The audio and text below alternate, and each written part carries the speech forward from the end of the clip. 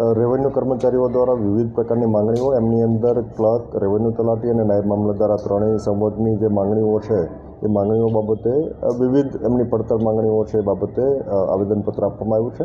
એમની અંદર તાજેતરમાં થયેલી ટ્રાન્સફર્સ, એમના પ્રવર્તા યાદી અને અન્ય મુદ્દાઓ વિશે એમણે આવેદનપત્ર આપ્યું છે. માંગણીઓ એમની આપણે વિભાગમાં મોકલીશું અને ત્યાર પછી સરકાર દ્વારા નિયમો અનુસારની કાર્યવાહી આગળ હાથ ધરાશે. અમારા કુલ 4 મુદ્દા છે. એક 2012ના નાયબ મામલતદારોની સિનિયોરિટી યાદી પ્રસિદ્ધ કરવાની, 2015ના ક્લાર્કોને પ્રમોશન આપે, સરકાર ધોરણે જે જિલ્લા ફેરબદલીની અરજીઓ છે ક્લાર્ક, નાયબ મામલતદાર, રેવન્યુ તલાટીની એ પૂરી કરે અને જે 25 થી 30 જે નાયબ મામલતદારોની જિલ્લા ફેરબદલી કરી દેવામાં આવેલ છે વગર કોઈ કારણ યા કીધે જાણ કર્યા વગર, તેઓને તો પોતાના મૂળ મહેકમે પરત કરે. રાજ્યના મહેસૂલી કર્મચારીઓના જે પ્રશ્નો પેન્ડિંગ છે એમાં છેલ્લા 5 વર્ષથી સતત રાજ્ય મહામંડળ રજૂઆત કરે છે સરકારમાં, પરંતુ એ પ્રશ્નોનું યોગ્ય નિરાકરણ ન થતાં અથવા એમાં સતત વિલંબ થવાના કારણે રાજ્ય કક્ષાએથી મહામંડળ દ્વારા દરેક જિલ્લા મંડળોને કલેક્ટર સાહેબને આવેદનપત્ર આપવાનું નક્કી કરવામાં આવેલું. જે અન્વયે આજે માનનીય કલેક્ટર સાહેબ વડોદરાને મહેસૂલી કર્મચારી મહામંડળ વડોદરા દ્વારા આવેદનપત્ર આપવામાં આવેલ છે.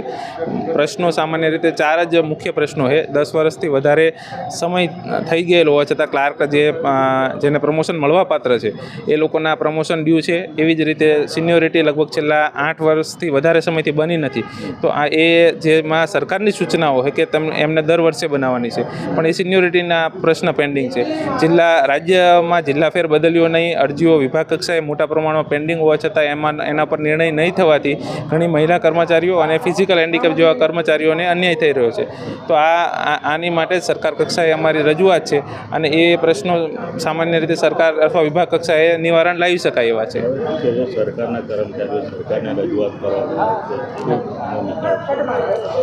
સરકારમાં ઘણા અંશે હકારાત્મક વલણ દાખલીને નિકાલ કરી આપે, કેમ કે આમાં અમારી કોઈ એવી ડિમાન્ડ નથી કે જેનાથી સરકારને કોઈ નાણાકીય ભારણ કે એવો કોઈ પ્રશ્ન હોય. આ બધી વહીવટી બાબતો જ છે જેમાં સરકાર કક્ષાએ યોગ્ય નિર્ણય કરવાની જરૂર છે.